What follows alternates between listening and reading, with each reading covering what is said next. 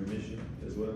Yeah, all of the others, apart from the VP, it's only the VP that is used to initiate remission. The others are to maintain remission, in other words, to actually treat after you've initiated remission.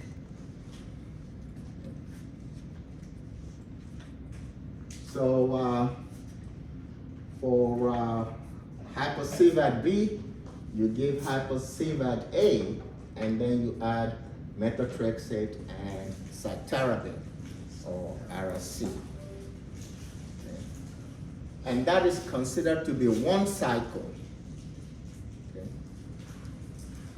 So you've given Savad A, 21 days, and then you give Savad B 21 days. That is one cycle of your hypoxia treatment for acute lymphocytic leukemia. And that, again, is the most often employed regimen today for acute lymphocytic leukemia. And it's also effective in Hodgkin's lymphoma.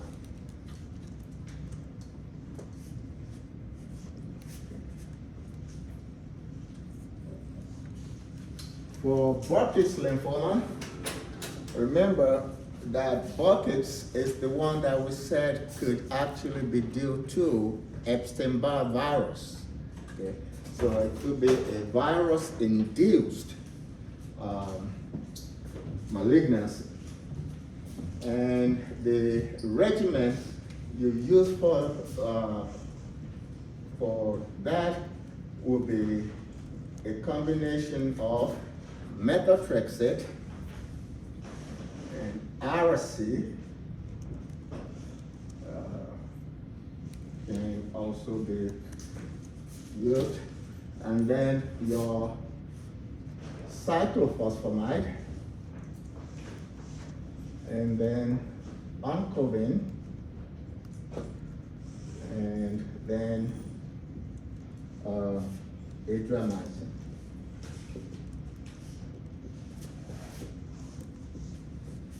So that regimen or that combination is what you use to treat Burkitt's lymphoma. And this is one type of lymphoma that is actually possible to cure. It's one cancer that you can cure. Sometimes the condition, you can say, is also referred to as lumpy jaw sometimes, because the lymphoma occurs around the lymph by the neck, by the lymphatic tissue by the neck, so and lower jaw.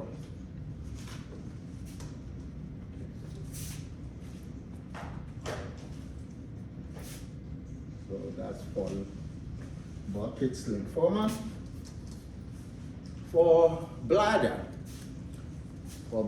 cancer, one can use what is called the CISCA regimen. So for bladder cancer, as long as you have cisplatin, you'll be fine. But you have to add something to the cisplatin. So for CISCA, for instance, is cisplatin, cyclophosphamide, and adriamycin. Okay? And you can use Cistax, Cisdoc. Of course, the tax is Taxol. Doc is docetaxel, which is Taxotere.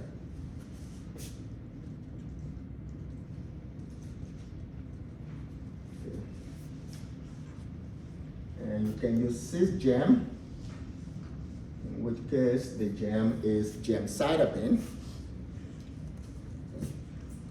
And you can take that cisplatin and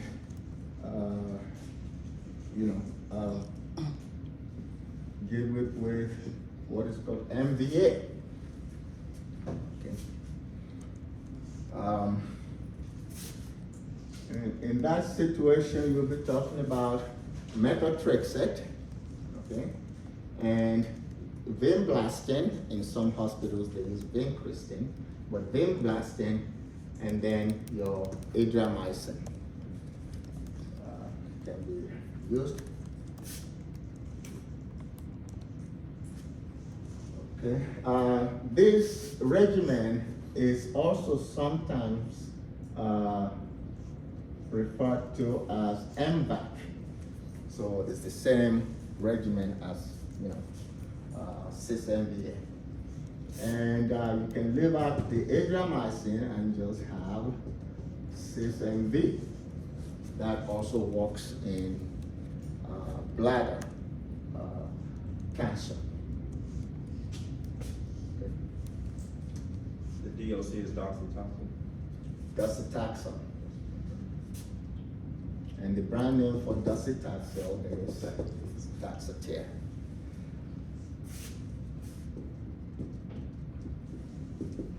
Paclitaxel is your Taxol. Cystax, paclitaxel. All right.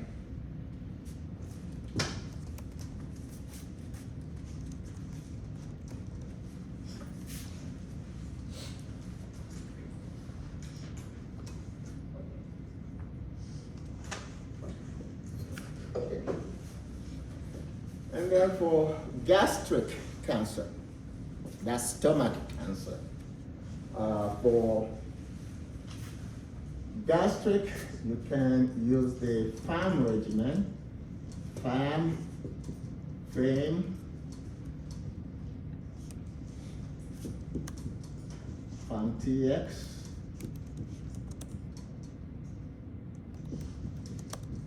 FACE, F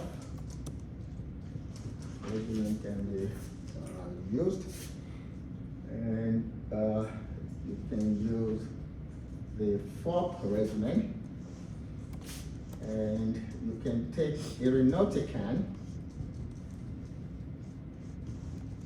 and combine it with either cisplatin or with 5-FU or with capecitabine. Okay. And the other regimen that is used is a combination of cisplatin plus capecitabine plus trastuzumab.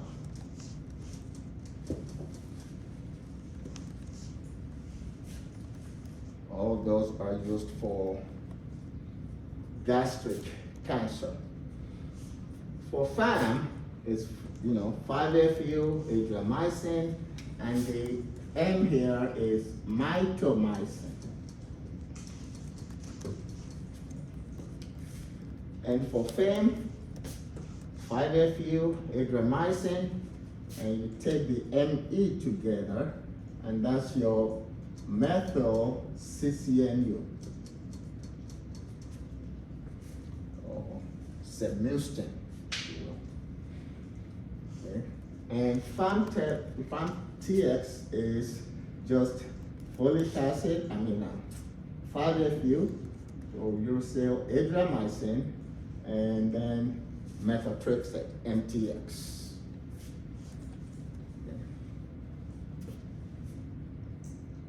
And for FACE, you use 5-FU, and you can use your cyclophosphamide and etoposide.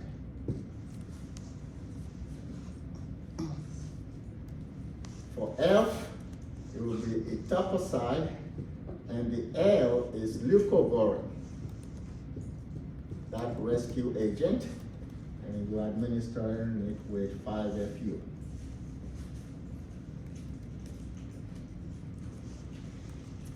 And FOP is 5-FU plus cisplatin, platinum.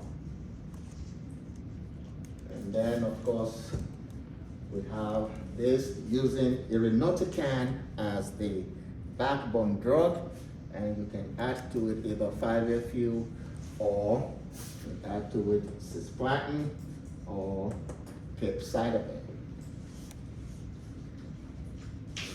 Do you mind repeating what FAME is? Which one? FAME? This? Mm-hmm. 5-FU, adriamycin, and then methylcysteine, ME. You take it together. Okay. You know. Is that the Simistin? Yeah. Okay.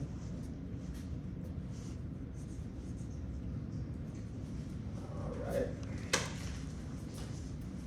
And for the Hodgkins, we'll leave that till next semester when we have the time to look at the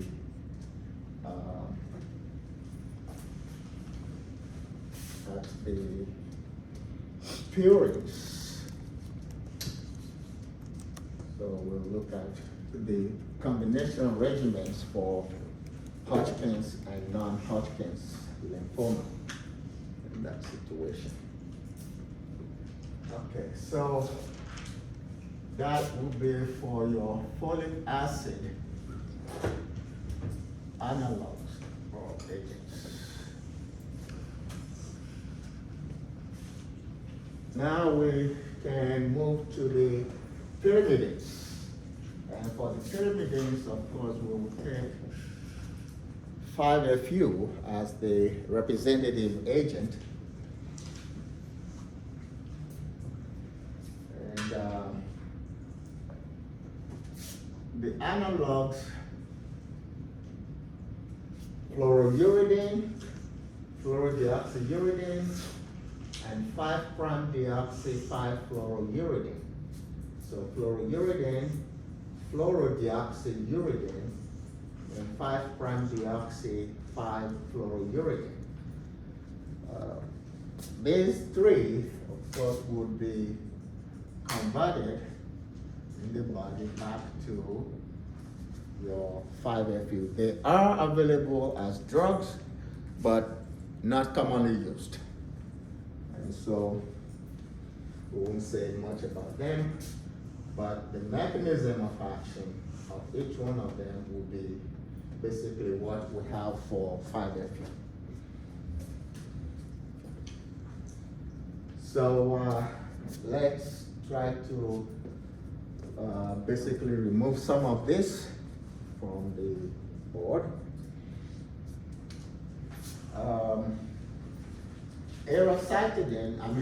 Arabinocyte cytosine, which is cytarabine, we've already discussed that under your antiviral drugs. Okay, so we know what Ara-C is. Okay. And of course, the mechanism of action will be the same. It is a nucleoside, so it goes to nucleotide by getting a phosphate, monophosphate. Then it becomes di, tri, and then the tri would inhibit DNA formation.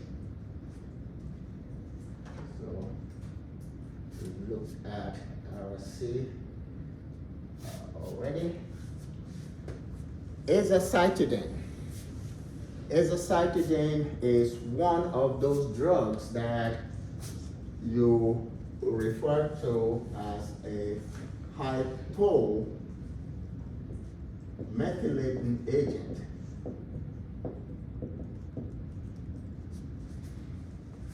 And another hypomethylating agent is this decitabine. So both azacitidine and decitabine are referred to as hypomethylating agent. What does that mean? These agents, decitabine and azacitidine, are nucleosides. So they're nucleosides, they gain a phosphate, they become nucleotide, and then that'll be the monophosphate, then di, then tri, and then they get embedded into DNA. So when they get incorporated into DNA, they would inhibit an enzyme called DNA methyltransferase. DNA methyltransferase. And by inhibiting DNA methyltransferase, they will be reducing the methylation of DNA. That's why you say they are hypomethylating agents. So by inhibiting DNA methyltransferase, they're inhibiting the transfer of methyl to DNA. So the DNA will be less methylated, and that's why you call them hypomethylating agents. If the DNA is less methylated, then the DNA will not be able to perform its function. So the cancer cells will not be able to replicate, and that will be the end of the cancer cells.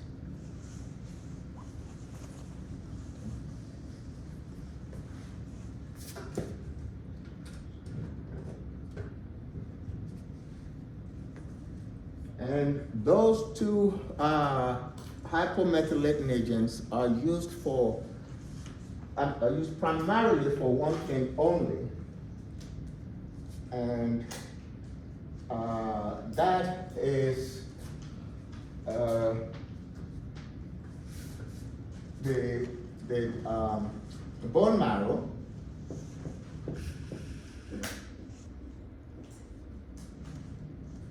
The work and the management of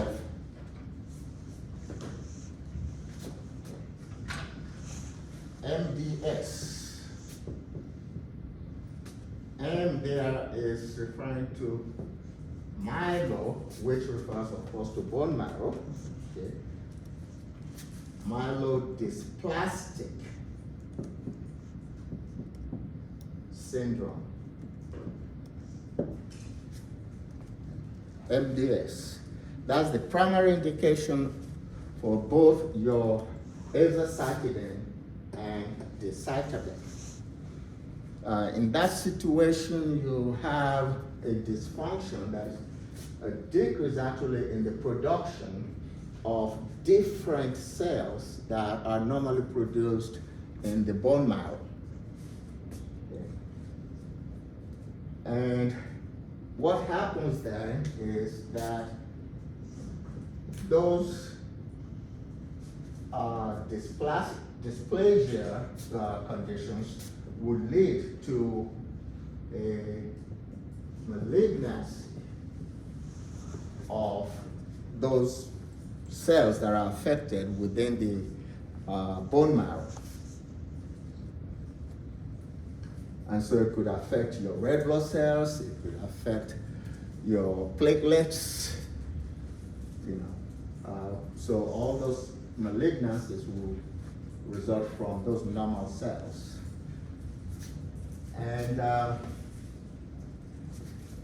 apart from that MDS, you really don't see azacitidine or decitabine used for anything else. So that's your hypomethylating agents for MDS.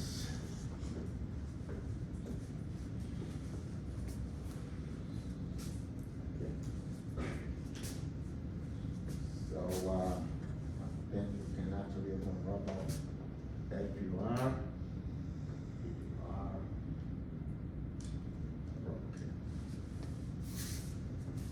Capecitabine.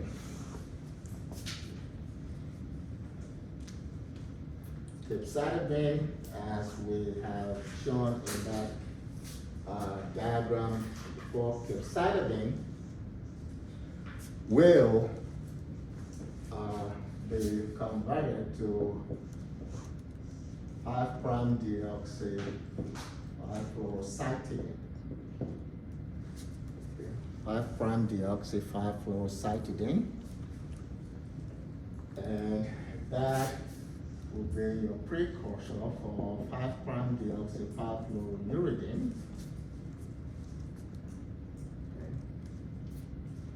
And your 5'-deoxy-5-fluoruridine will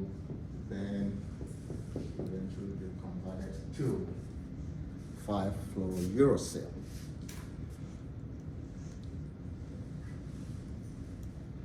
And we know the enzyme that will work here because the difference between cytosine and uridine is just one amino group. So a deaminase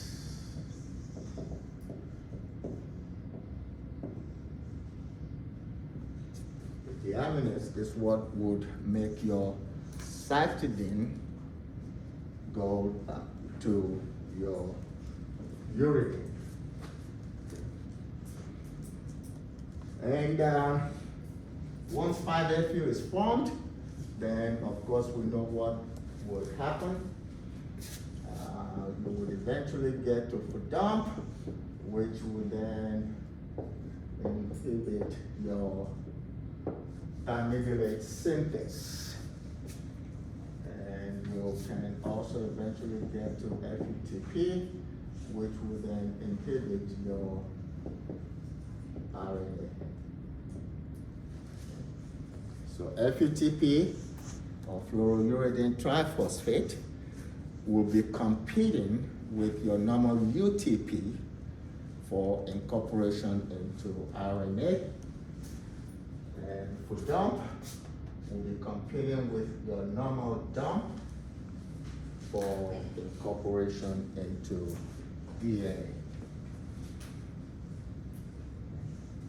So that is how your capecitabine would work.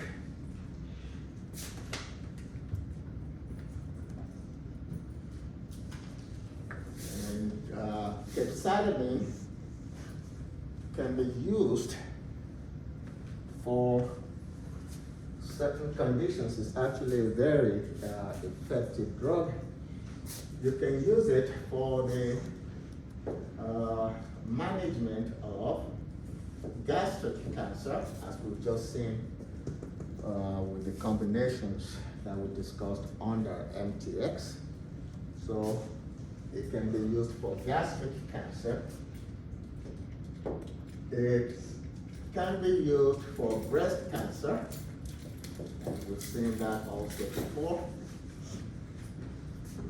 And it can also be used for colon cancer by itself, and then for colorectal cancer. And you have a condition that is called Dukes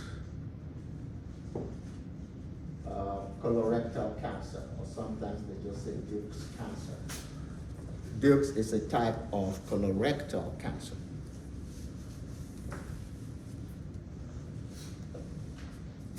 So for gastric, we know where capecitabine is there. For breast, we know. And then these three that are related to the colon and the rectum. In Dukes situation, you have the cancer that has started on the mucosa, and it has penetrated the submucosa, okay? And then it has gone to the level of your smooth muscles of the GI tract. It penetrates the mucosal cancer, right? I mean, it penetrates the mucosal. Right. The mucosa will be the outermost, the one that's in the GI tract, and then beyond that will be the submucosa, and beyond that will be your smooth muscle level in the GI tract. Okay. So that's your Dukes cancer, or Dukes colorectal cancer. Now, so you can use capecitabine for those situations. Now we can, maybe we can deal with colorectal cancer right away. For colorectal cancer,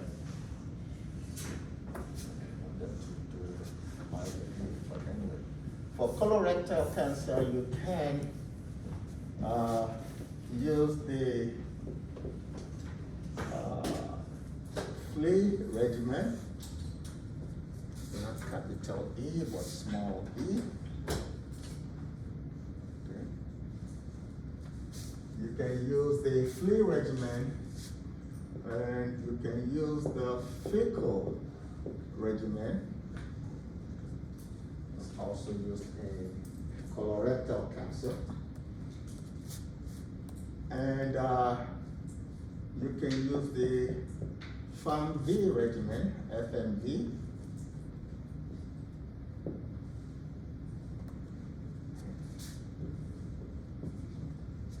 And the ILF regimen is also used. And you can have some single agents that can be used by themselves, or occasionally you can see them combined with FOLFIRI. But anyway, bevacizumab is one that can be used. Then you can use cetuximab.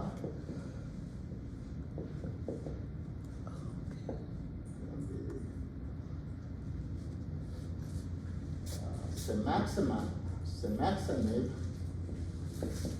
can also be used, and geftinib can also be used. So those agents that affect VEGF, can be used for the management of colorectal cancer, and I'm taking those three together: your colon, colorectal, and dukes, because they all affect the GI tract. Okay. So that was 8, and then 9. You can use the FOLFIRI regimen.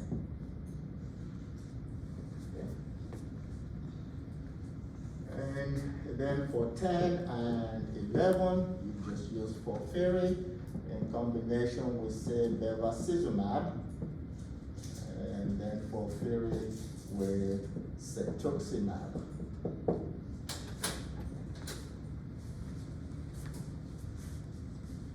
All right. So for flea, that's 5-FU plus levamisole. And levamisole was originally made to be an antihelminthic agent. In other words, for managing worm infections. So it's an antihelminthic agent. For worms. That's what levamisole was originally made for, or marketed as. And at that time, 5-FU by itself, 5-FU used to give us like 35 to 40% effectiveness against colorectal cancer. Okay. And then accidentally, somebody was getting levamisole, and they also happened to have colon cancer, or colorectal cancer, and they were also getting 5-FU for that cancer, and then that combination drastically reduced the severity of the colon cancer in that patient, and so they came up with that flea regimen. And the effectiveness rate shot up to about 80%. So you have a combination of an antihelminthic agent and your pyrimidine antimetabolite in there. And fecal, of course, is 5-FU and calcium leucovorin. Calcium leucovorin. Okay, so it's your rescue agent plus that 5-FU. And Farm V is fluorouracil and semustin, that is methyl CCMU. Okay. 5-FU, methyl CCMU, which is semustin, and then of course you have vincristine. You had a question, John? Yeah, I was looking at the calcium. Yeah, calcium leucovorin. That's Very, very good. calcium Oh, gotcha. leucovorin. Thank you. Okay. The FCL, or what we call FICO. So whenever we say the F is the FU, right? To refer to the Well, yeah, so far. Okay. So, FMV, the V is for vincristine? Vincristine. No, the M is not methotrexate. Yeah. The No, M is CCMU. methyl CCMU, right? Okay. And then you have the ILF. So the I is a phosphamide, and then L is your leucovorin as a rescue agent for the 5-FU that is being administered.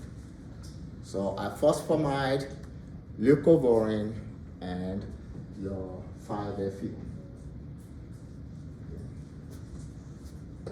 Fulfilled. You have to break that down like that and like that to get your fulfilled. FOL is folinic acid. And what is folinic acid?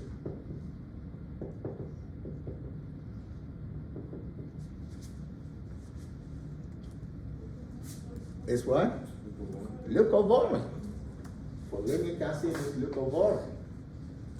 Okay, remember that's the one that will give you the formula, the N10 formula to add to tetrahydrofolate to give you your N5N10 methylene tetrahydrofolate. That cycle that goes to give you methyl tetrahydrofolate. Okay? And that's why you call it a rescue agent.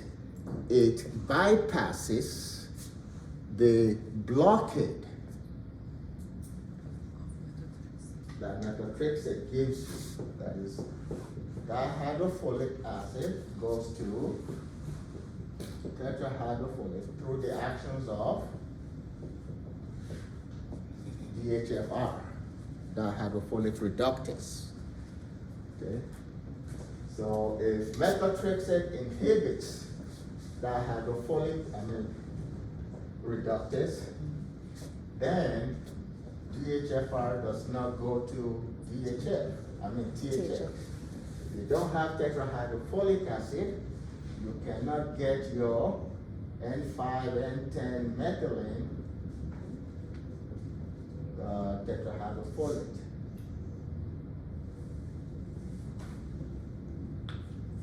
And if you don't have that, then you will not have the methyl tetrahydrofolic acid. If you don't have the methyl, then of course thymidylate synthase will not be active optimally. So you see a reduction in DNA production. And also you will not be converting homocysteine to your adenosine eventually. So no homocysteine to methionine. If there's no methionine, there's no adenosine.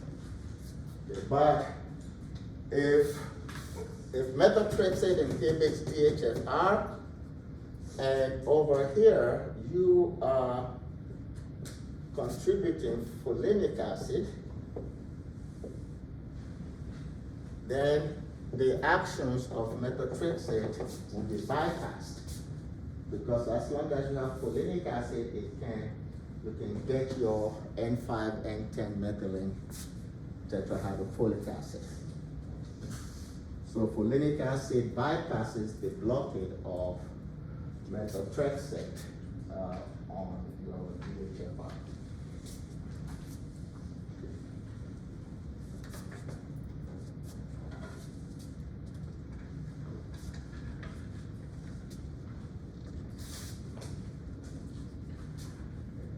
Okay, so that's folinic acid, and F by itself is 5-FU, and IRI is irinotecan. And how does irinotecan work? By inhibiting which enzyme? Okay.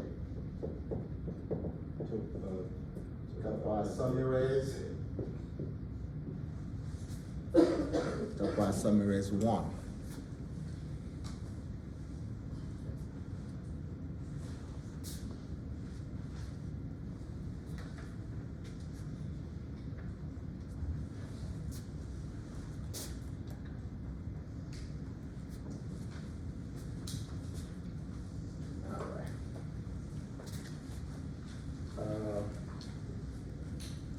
In some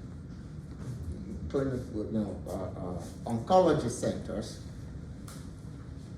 instead of using a phosphamide in ILF, they would actually use irinotecan, and combine it with your leucovorin and 5-FU, and that would still work.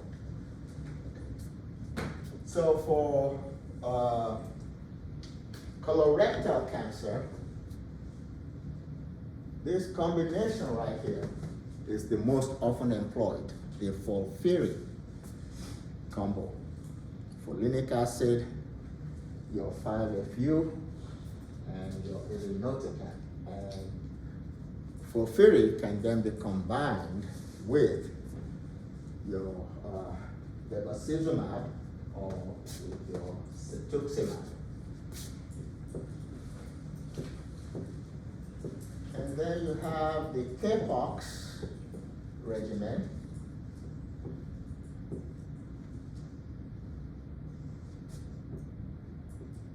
And you have the Xelox regimen, which are actually the same thing. Okay. If you do that. Okay. CAPOX, of course, means capecitabine, which is the drug we're looking at, your capecitabine, in combination with oxaliplatin.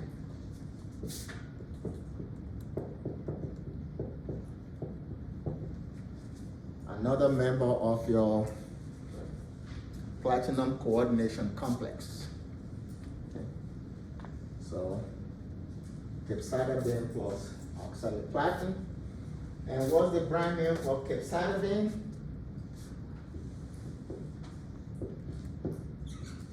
Xeloda. And that's where you have that Xelpro, that's in Xeloda, plus oxaliplatin. So, CAPOX and Xelox are essentially the same thing. Okay.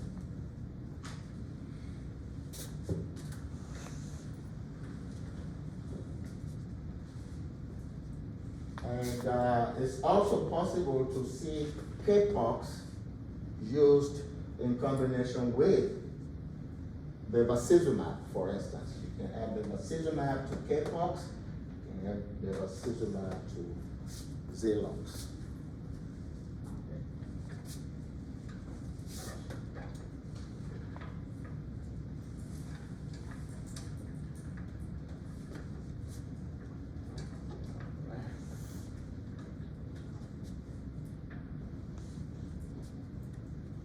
And these four that I said can be used individually by themselves or can be combined with, those other regimens that we mentioned.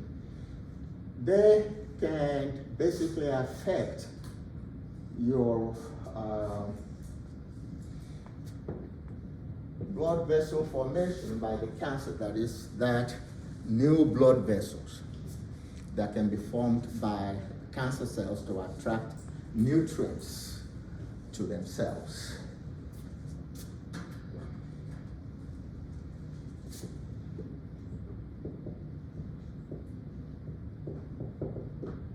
In other words, they can affect angiogenesis.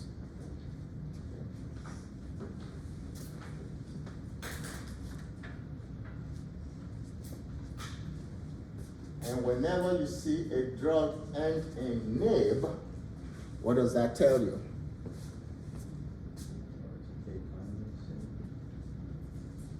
If it ends in nib, it means that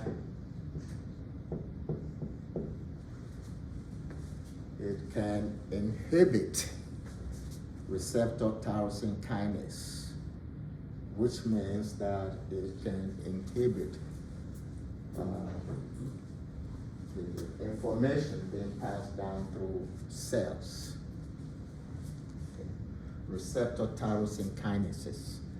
Those drugs always end in NIB. Okay.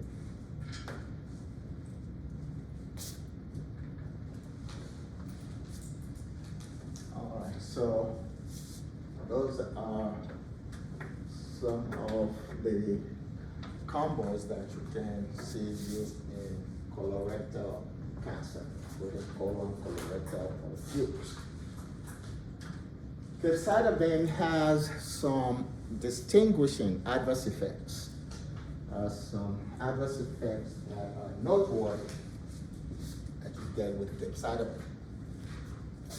One is what I just referred to as PPED. Okay. If it has to do with the hand, okay, clinically you call that what? Palmar. If it has to do with the feet, you call it what? Okay. You call it what? Pedal or pedal?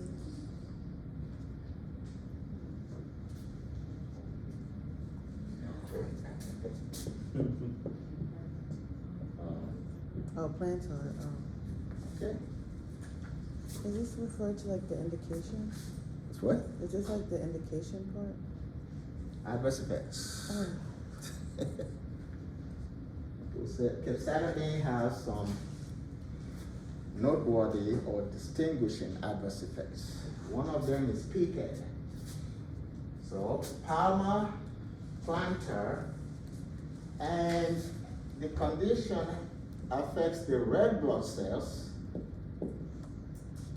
So erythral.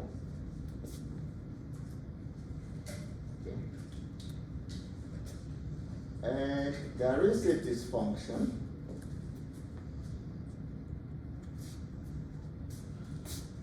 that feels like needles and pins.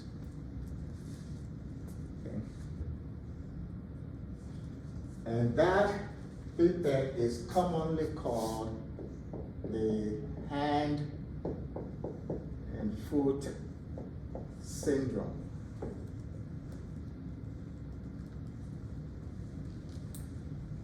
Okay. But clinically, it is your PPED, your palmar, plantar, erythral dysesthesia. Okay. So that's one of the adverse effects of your capecitabine that is noteworthy.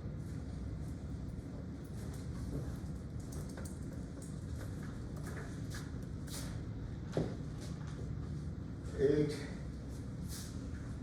can also cause some severe skin reactions. It can cause your normal rash, and erythema, because the area will be red due to the influx or flushing of red blood cells. Okay? And it can produce alopecia like many anti-cancer drugs. Okay? But the one that really stands out is the desquamation that it produces. The skin will be flaky and it will peel off very easily. I mean, you can't miss it if you see somebody that's on capecitabine. It will be dry, it will be flaky, it will be, just shedding off, peeling off like scales. So that desquamation is always noticeable. The patient that is on capecitabine.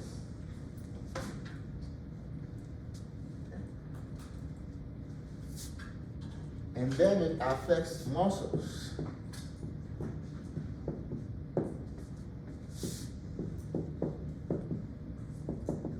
So the patient can be weak muscularly, that is muscle weakness, and they can be fatigued easily. So fatigue, muscle weakness, asthenia, which just refers to overall weakness of the muscles. And they can be lethargic. Okay, so those are all your capecitabine adverse effects. And of course, on the GI tract, since it is administered orally, on the GI tract you will see inflammation. So you will see things like stomatitis, and inflammation of the pharynx, pharyngitis, esophagitis. All those can be seen with this drug.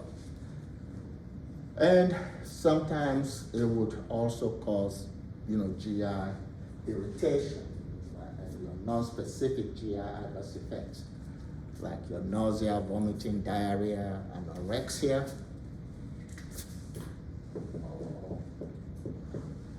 Anorexia, nausea, vomiting, diarrhea. Those can be seen with the drug. And then it can affect the liver. So you will see an elevation of liver enzymes. AST will go up, ALT will go up. Alkaline phosphatase will also go up. But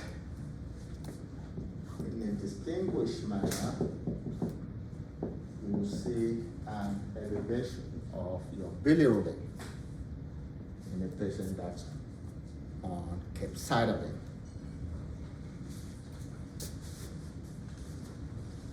So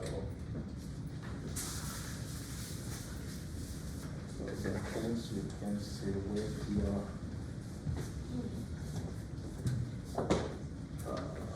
capecitabine.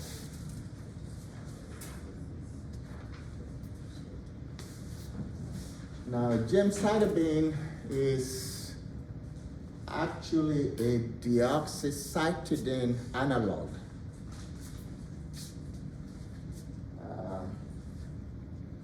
Gemcitabine is actually 2'2' difluoro deoxycytidine.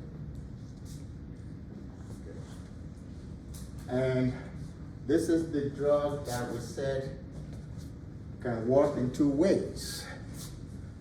In its diphosphate form, that would inhibit ribonucleotide diphosphate reductase. Okay. In the diphosphate form. If it gets converted to its triphosphate form, then it would compete with your normal deoxycytidine deoxycytidine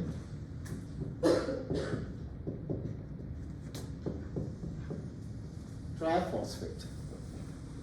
So your normal deoxycytidine triphosphate is supposed to go into DNA. Yeah, but if you give gemcitabine triphosphate will compete with your normal deoxycytidine triphosphate for incorporation into DNA. So DNA synthesis will be impaired in those cancer cells. Okay, so two mechanisms of action for gemcitabine. The diphosphate form inhibits your ribonucleotide diphosphate reductase, and then your triphosphate would inhibit DNA formation by competing with deoxycytidine triphosphate. Because like we said, gemcitabine itself is a deoxycytidine derivative. And if you look at the indications for gemcitabine, this is another drug that has a lot of indications, a very useful drug. We mentioned one earlier when we were discussing your methotrexate derivatives. We said we could use Cisgem for the management of mesothelioma, the lung cancer that you get from asbestos. Okay. So that's one indication.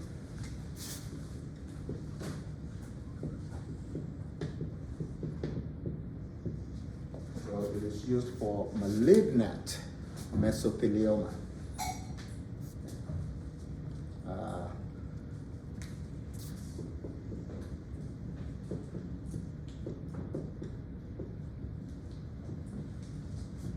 The methotrexate analog that is also used for malignant mesothelioma is pemetrexed.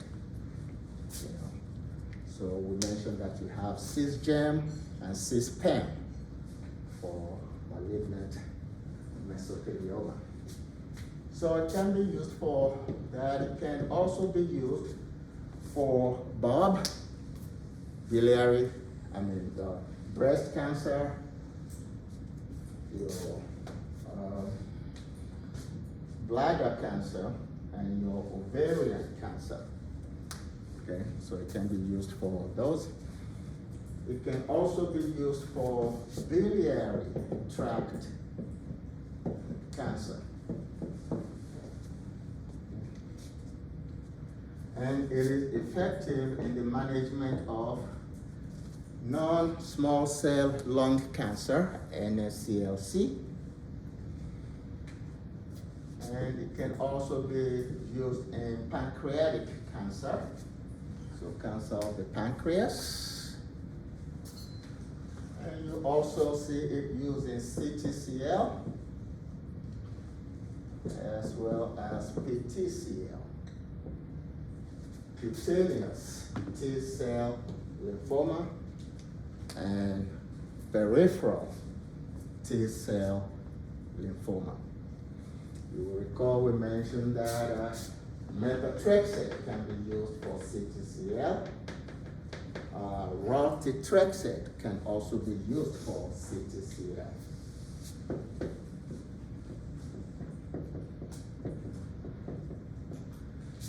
So methotrexate, raltetrexate can be used for PTCL, and pralatrexate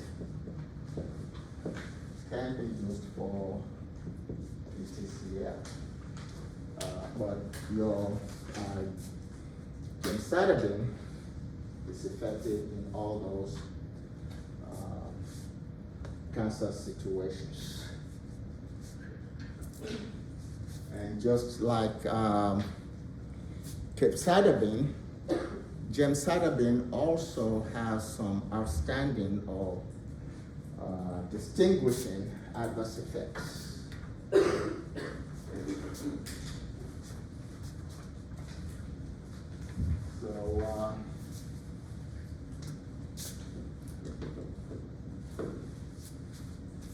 one is that it can cause a decrease in magnesium levels, so hypomagnesemia can be seen. The same thing with calcium, can give you hypocalcemia, and it can also give you a drop in blood pressure. In some situations, it can also increase blood pressure. So both have been seen, both a decrease and an increase in blood pressure have been seen during therapy with this drug. Number two, it can elevate your glucose level. So hyperglycemia can be seen with your gemcitabine.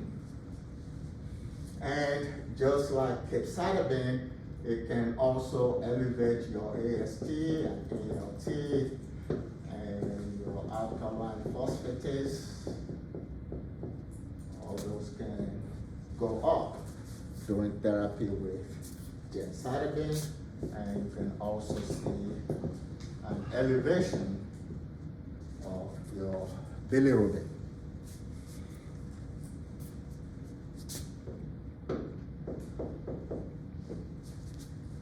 HOS is a distinguishing adverse effect of your gemcitabine, and you also see it with 5-FU. And you mentioned other drugs there. That's hemolytic uremic syndrome.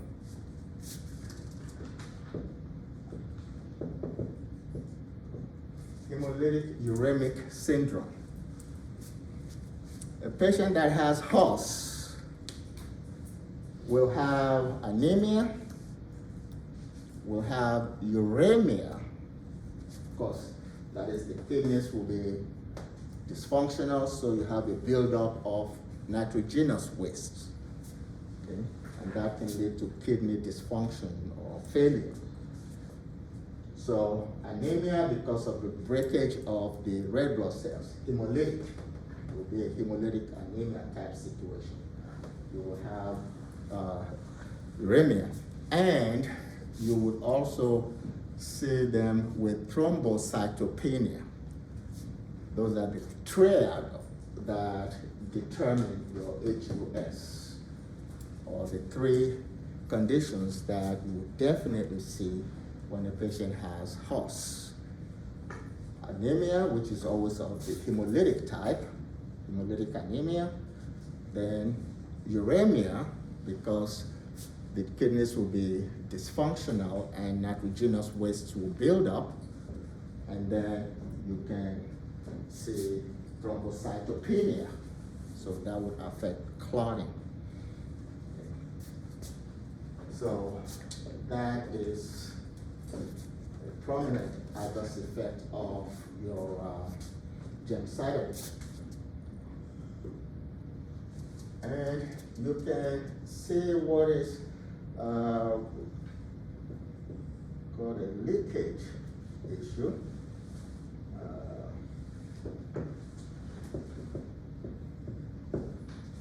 CLS, capillary leakage syndrome.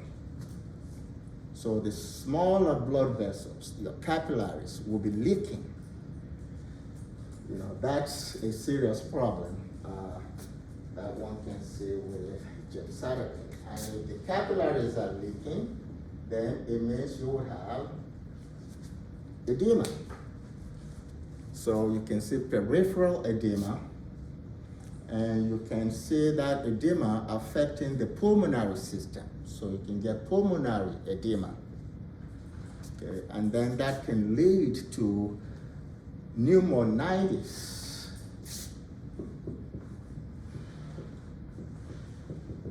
In patients taking that drug.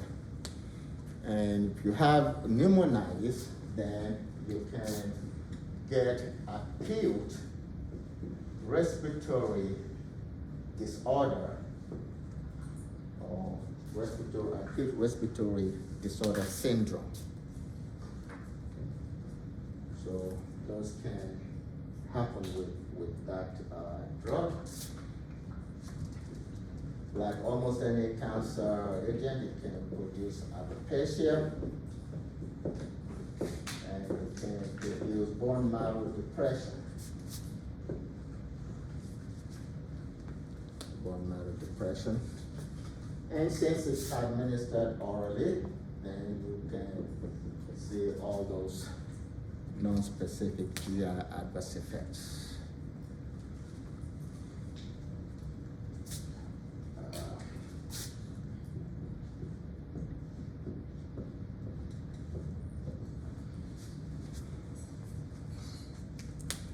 This is the only drug that has shown any activity against HOS, eculizumab. You can see it under the brand name Soliris, S-O-L-I-R-I-S.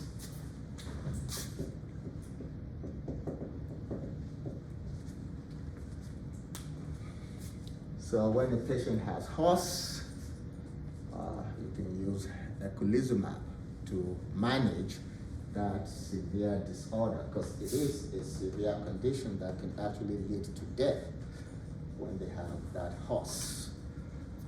Okay. And it's not only, well, can give you some examples of other anti-cancer drugs that can produce HOS. 5-FU is one of them. Bleomycin can also give you that HOS. Mitomycin.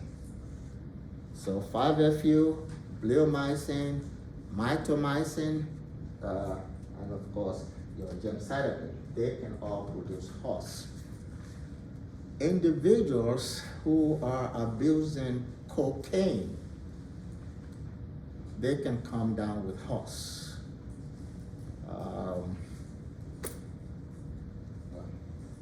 So I'm talking from a personal experience that I've seen with somebody in the pharmacy, that developed HOS and died actually. Eventually, so cocaine can give you HOS. Quinine, or if you want to use the British system, quinine. Okay, that's used for malaria.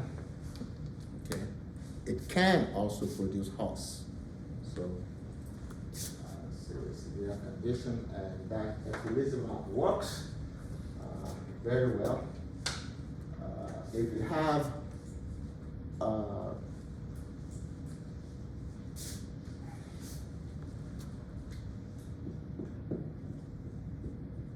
there's a condition called PNH, paroxysmal nocturnal hyperbilirubinemia.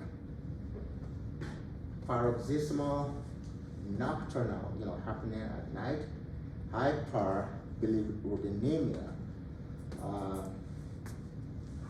The only drug that works against your PNH is also that Soliris.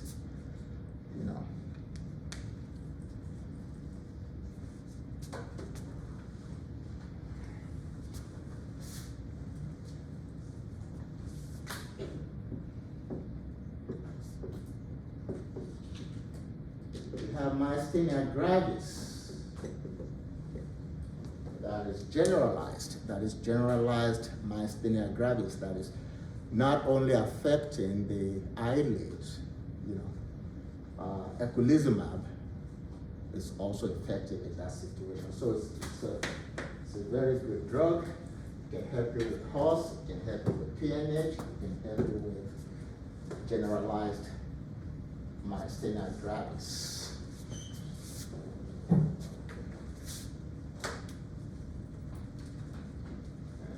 So we can finish this up by looking at 5-FU.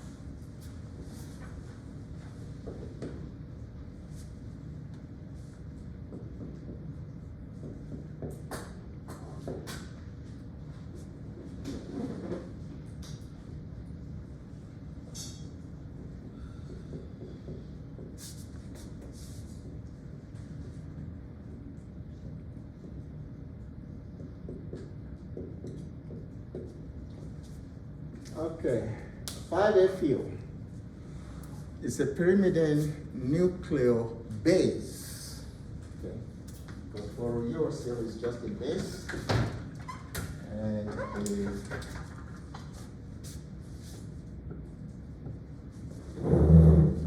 so fluorouridine will be a nucleoside. Fluorodeoxyuridine will be a nucleoside. But 5-fluorouracil is a nuclear base. And it's a nuclear base that we know gets activated inside the cell. Your alkylating agents get activated in the liver. Your antimetabolites get activated in the cell, inside the cell.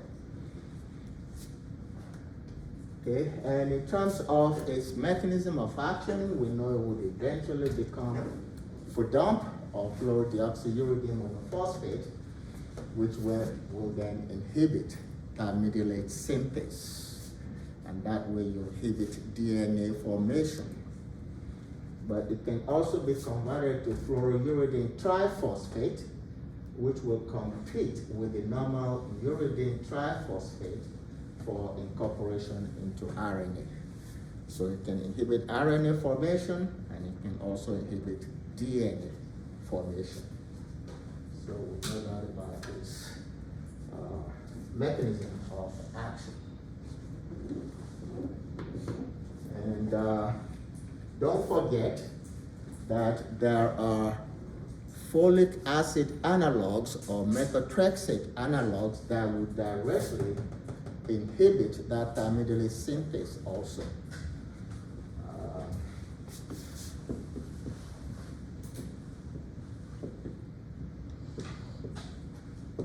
Then we go. MTX, when it's metabolized to its polyglutamates. MTX polyglutamates can directly inhibit thymidylate synthase.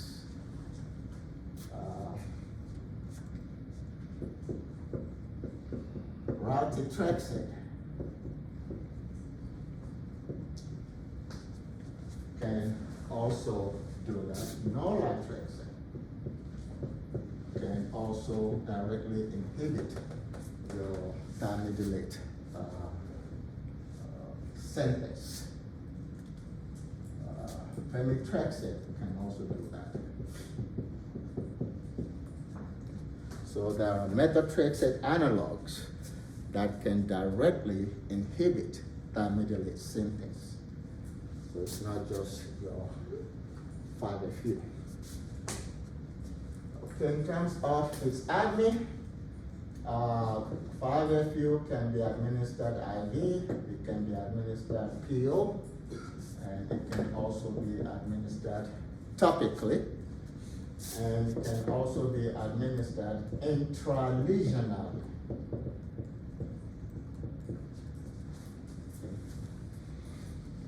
There's a product that we call Acticite.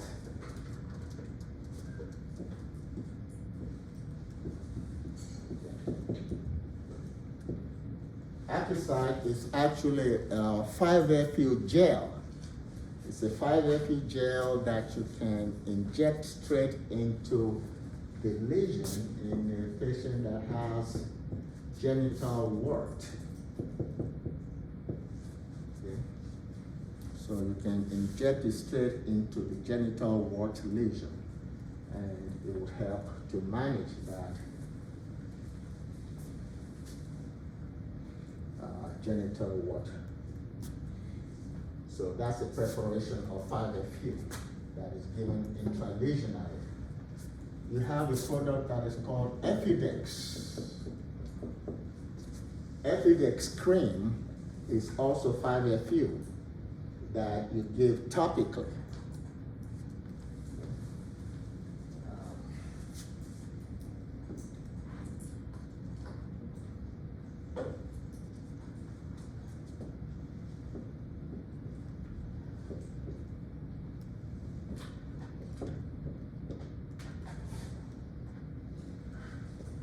It can be used to treat precancerous lesions on the skin.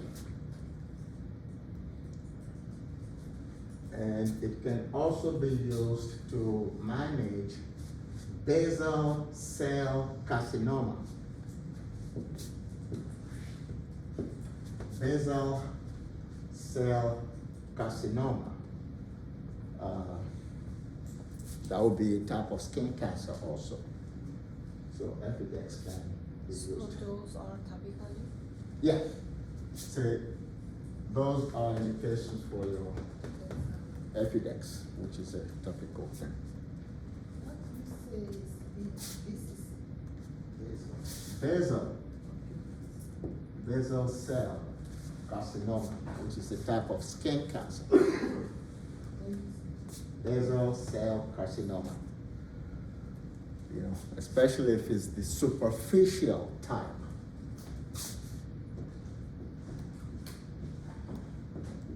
So superficial basal cell carcinoma. Sometimes if you catch the skin cancer early, that would be called a pre-cancerous condition, and you can use 5-FU to manage that or prevent it from becoming full-blown skin cancer.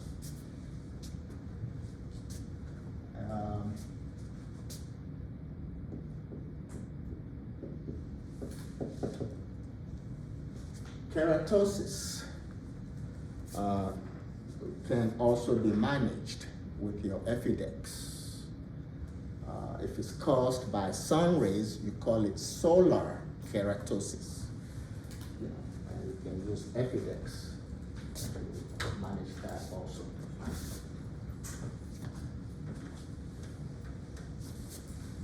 So those could be some indications for your topical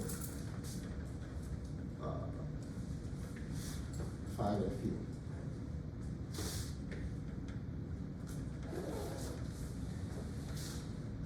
For the PO, you just take the same solution that you give IV and you just mix it with water and the patient drinks it. That's not very often used because the absorption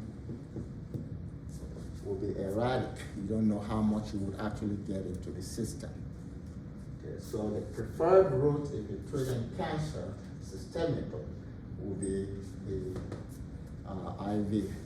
They usually give 12 milligrams per kilogram daily for 4 days, and then you repeat that next month. So it's usually 12 milligrams per kilogram times 4 days every month. That's usually the dosage for cancer treatment. Okay, if you look at its half-life, the half-life is very short. It's just 5 to 20 minutes, and it is dose dependent. If you increase the dose, then the half-life goes up a little bit. So it's a dose dependent half-life, but the average is taken to be about 5 to 20 minutes. And the plasma protein binding is only about 10%. So obviously you would expect some CNS adverse effects from 5-FU. You know, it is widely distributed. It gets into the pleural cavity, it gets into the synovial fluid, it crosses the blood-brain barrier, so it is widely distributed, probably because of its very low plasma protein binding. And in terms of its metabolism, it undergoes catabolism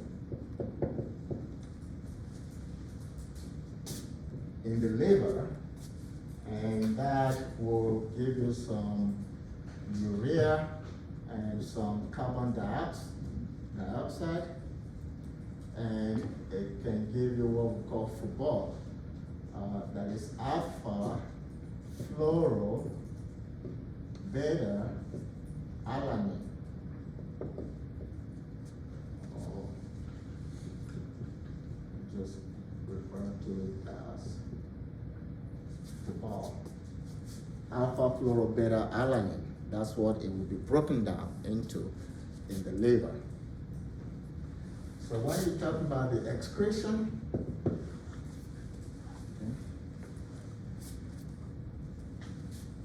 most of the metabolite that you get from 5-FU catabolism will actually go out through the pulmonary system. So it will mostly be excreted as expired carbon dioxide. Just like we mentioned under your acyclovir, it can go out through the pulmonary system as carbon dioxide. A little amount will go out through the urine, but what will go out through the urine will be mostly unmetabolized 5-FU. So that's this admin. Okay. So in terms of the adverse effects of 5-FU, we can start off with the one that we had mentioned earlier. It can cause or produce HOS. It's one of the drugs that can do that. And of course, it can produce a lot of CNS adverse effects.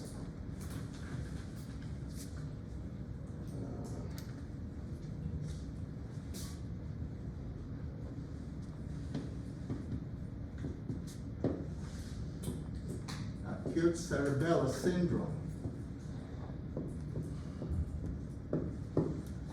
is an adverse effect of 5-FU that stands out, and that is characterized by things like muscle weakness,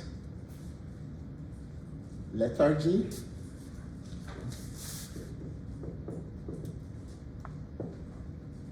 and sometimes euphoria, and then malaise.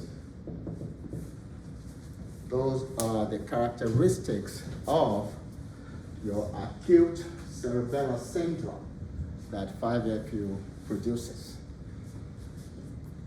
And then apart from the acute cerebellar syndrome, it can also give you just your regular headache. And will also affect your balance. So produces all of those CNS related adverse effects.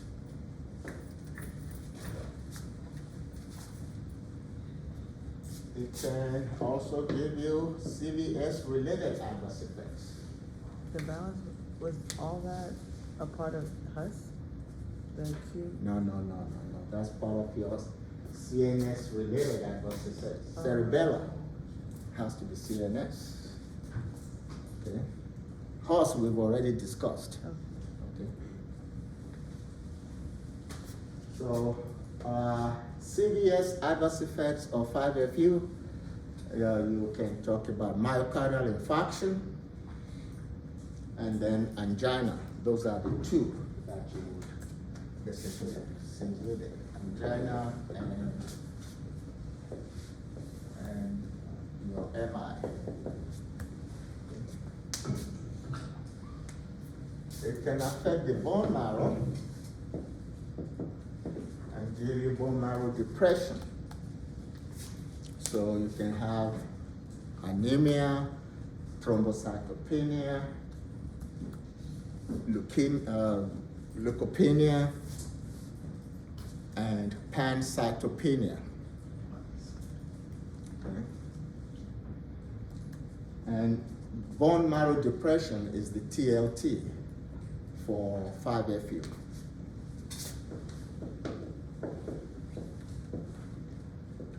There is a drug called Vistogard, and Vistogard is the antidote for 5-FU. If you give too much 5-FU, you can reverse the effects by giving your Vistogard.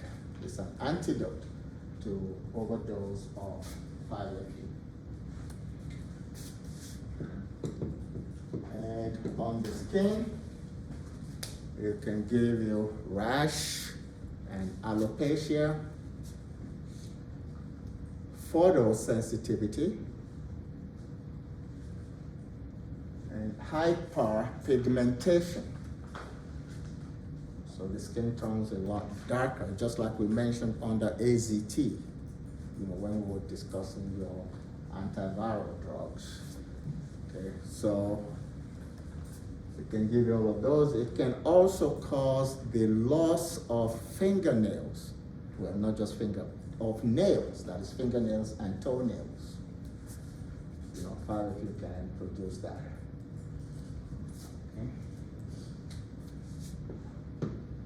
On the GI tract, a lot of it has to do with inflammation and bleeding. So you can have enteritis, and that enteritis can actually lead to hemorrhage, you can bleed. Stomatitis, and inflammation of the esophagus and of the pharynx. So esophageal-pharyngitis. So an inflammation of the esophagus, inflammation of the pharynx. And of course, you see a lot of bleeding there. And the drug may also produce epistaxis. That's your nosebleed. Can produce epistaxis.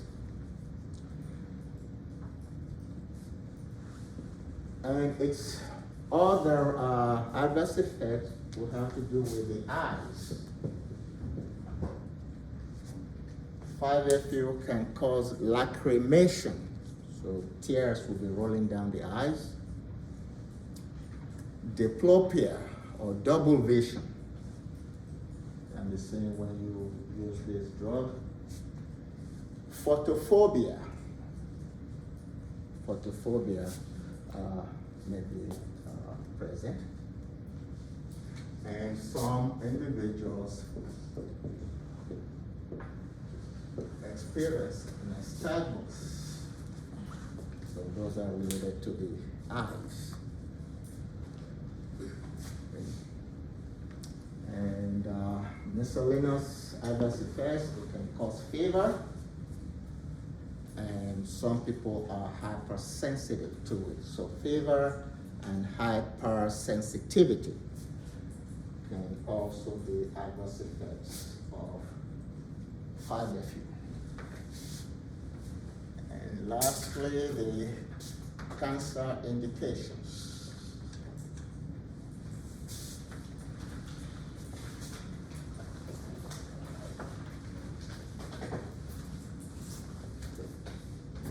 Five-FU can be used, of course, for breast cancer.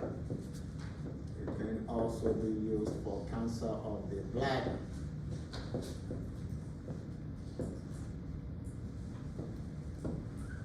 And ovarian cancer. And it can be used for pancreatic cancer.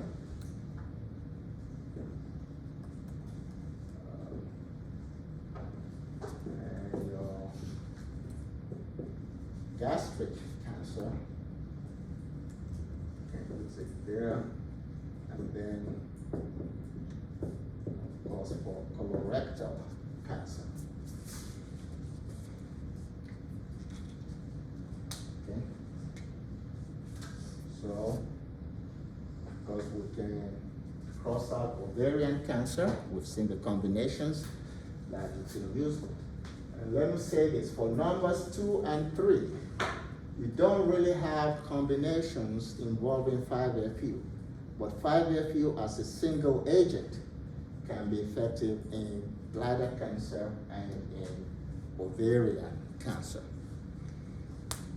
Okay. Of course, breast cancer, we've discussed the combinations there. Gastric cancer, we've discussed the combinations. And your colorectal cancer, we've also discussed the combinations that you can use. For pancreatic cancer, there are some combinations that work very well. Like we used to say when we were students, right? F means off, right? F means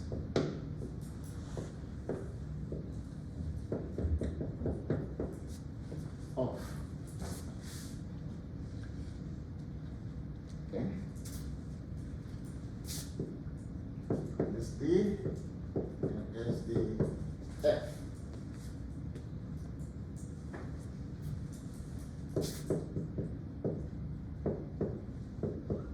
For Pherinox,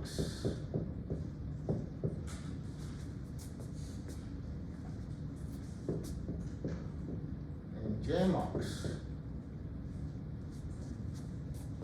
is another combination that you can see used for pancreatic cancer. Jamox is straightforward. Gemcitabine, oxaliplatin. Okay. Gemcitabine, oxaliplatin. Let me put one drug here. Let's do the compost first. So this is straightforward. Gemcitabine, oxaliplatin. For Pherinox, we've already seen what porphyrin is. Folinic acid, 5-FU, irinotecan. Okay.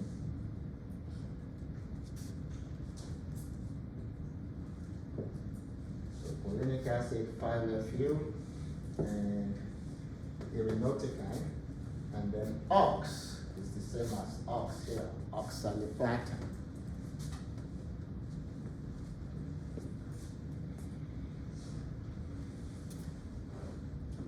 And SD, S is your streptozotocin.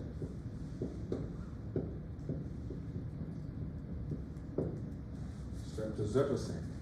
If you go back and look at your classes or subclasses of the alkylating agents, you'll see streptozotocin there. Okay. It's used for pancreatic cancer. It is also used for malignant insulinoma.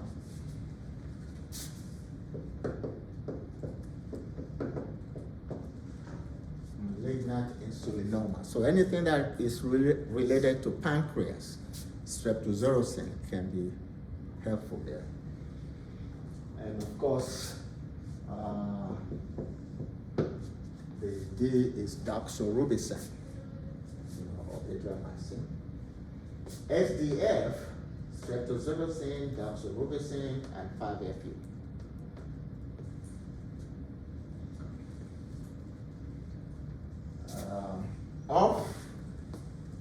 Off will be that same oxaliplatin, okay. And then 5-FU is what you use there, and then folinic acid.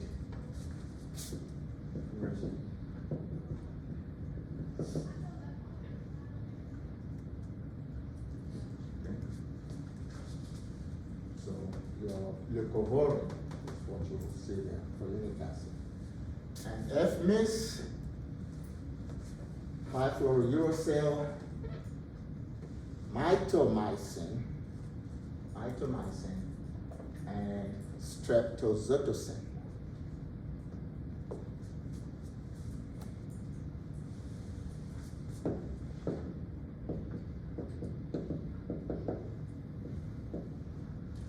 There's a drug called alotinib, again ends in NIB, which means it's a receptor tyrosine kinase inhibitor.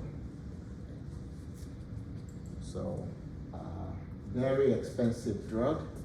I think what, about 30 of those tablets will cost you something like $35,000. But it is effective in pancreatic cancer. You also see it used for breast cancer and sometimes colorectal cancer. But it works. It can be used by itself. Most often it's used just by itself, almost like a drug of last resort. We've tried everything else. Okay, for bladder cancer, you can use all that Syscar,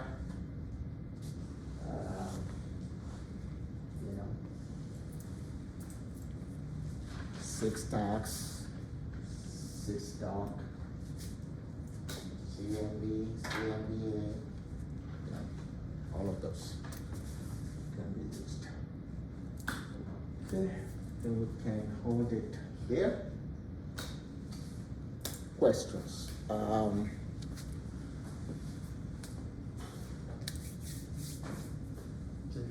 can, Excuse me, sir.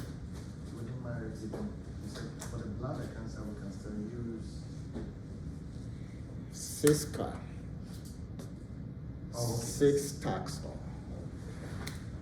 Sys-Doc, CMBA, CMB. Can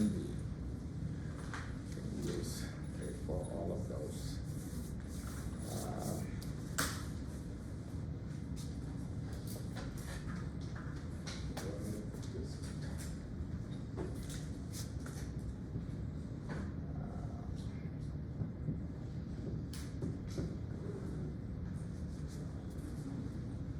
Those CC, CP, CT can also be used, of course, for your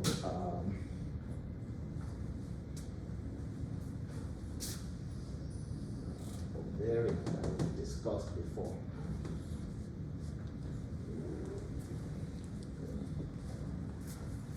Cyclophosphamide with cisplatin. Cyclophosphamide with carboplatin.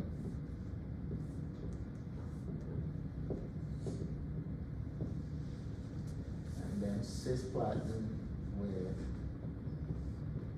Taxol.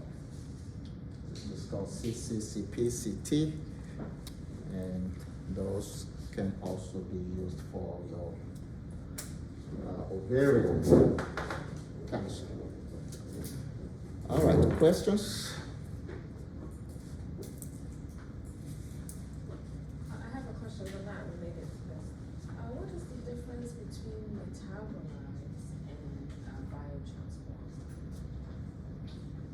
One is sophisticated and one is not sophisticated. It's essentially the same thing. You use one in a clinical setting like here, you use one on Truxillo Street. I think one of the questions on the exam wasn't that Which exam? Not my exam. the last. No.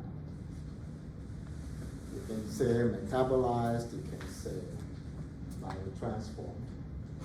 And you can be specific in terms of the metabolism, because it can be catabolized or it can be anabolized. For instance, 5-FU undergoes anabolism in the cells, but it undergoes catabolism in the liver. So it's broken down in the liver to football. It is anabolized, that is activated to dump an APTP inside the cell.